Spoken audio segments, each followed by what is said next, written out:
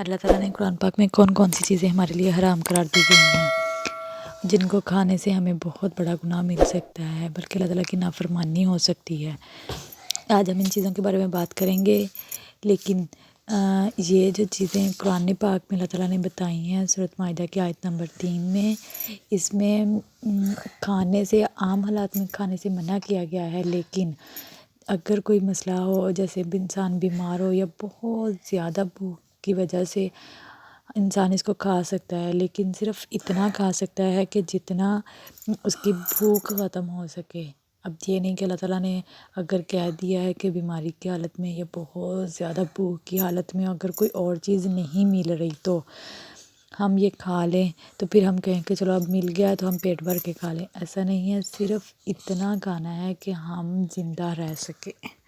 Number 1 پر ہے مردار، یعنی کہ مرا ہوا۔ دوسرا خون، جو ہم ذبح کرتے ہیں وہ۔ اور نمبر 3 پہ ہے سور کا گوشت، اور ہر وہ چیز جو اللہ کے علاوہ کسی اور کے نام سے مشہور کر دی گئی ہو۔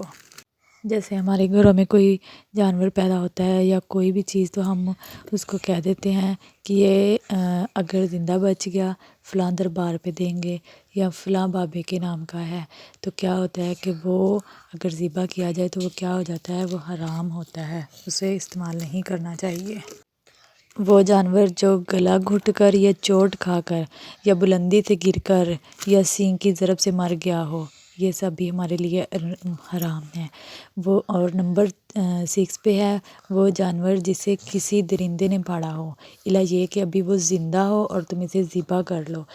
کسی درندے نے اس کو پھاڑ دیا ہو، وہ ہمارے لیے حرام ہے۔ لیکن اگر وہ زندہ ہے، اس کو درندے نے کسی نے کاٹا ہے لیکن وہ زندہ ہے اور ہم نے خود تکبیر پڑھ کر اس کو ذبح کیا ہے، تو وہ ہمارے لیے حلال ہے۔ وہ جانور جو کسی آستانے پر ذبح کیا گیا ہو، کسی دربار میں جا کر، کسی پیر فقیر کے پاس جا کر اس کو ذبح کیا گیا ہو، تو وہ اسی کے نام کا ہو جاتا ہے، تو اس لیے وہ ہمارے لیے حرام ہے۔